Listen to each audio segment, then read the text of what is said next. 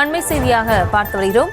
புதுக்கோட்டை மாவட்டம் மலையூரில் வெட்டி படுகொலை செய்யப்பட்ட முருகேசனின் உடல் பிரேத பரிசோதனைக்கு பிறகு குடும்பத்துடன் ஒப்படைக்கப்பட்ட நிலையில் அங்கு அவர்கள் உறவினர்கள் போராட்டத்தில் ஈடுபட்டு வருகிறார்கள். அந்த அண்மை செய்தியை பார்த்து வருகிறோம்.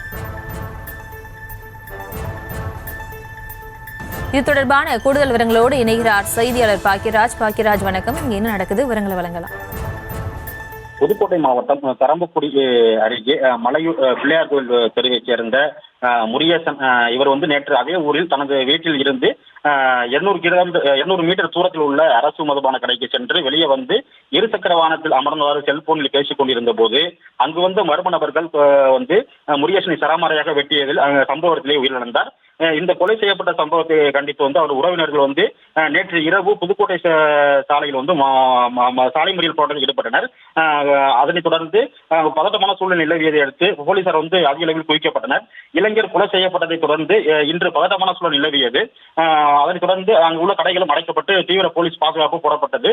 போலீசார் விசாரணையில் முன்பகை காரணமாக இந்த கொலை நிகழ்ந்ததாக தெரிய வந்ததை அடுத்து இந்த சம்பவத்தில் ஈடுபட்ட ஐயப்பன் மற்றும் அவரது நண்பர் முகசீலன் ஆகிய இருவரையும் போலீசார் கைது செய்தனர்.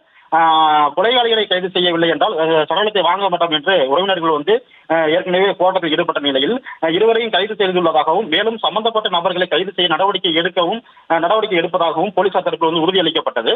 அதைத் தொடர்ந்து உடற்குறாய்வு செய்யப்பட்ட முருகேசன் உடல் புதுக்கோட்டை அரசு மருத்துவக் கல்லூரி மருத்துவமனையில் இருந்து உறவினர்கள் வாங்கி சென்ற நிலையில் மீண்டும் முருகேசன் உடலை வாகனத்தில் வைத்தவாறு, அதாவது புதுக்கோட்டை கரம்பக்குடி சாலையில் மலையூரில் உறவினர்கள் ஆர்ப்பாட்டத்தில் வைத்து ஈடுபட்டு வருகிறாங்க.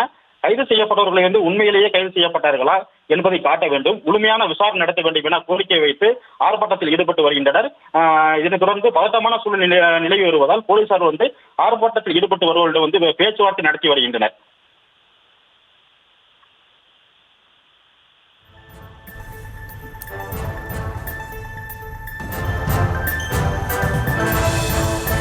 விவரங்களுக்கு நன்றி பாக்கியராஜ்.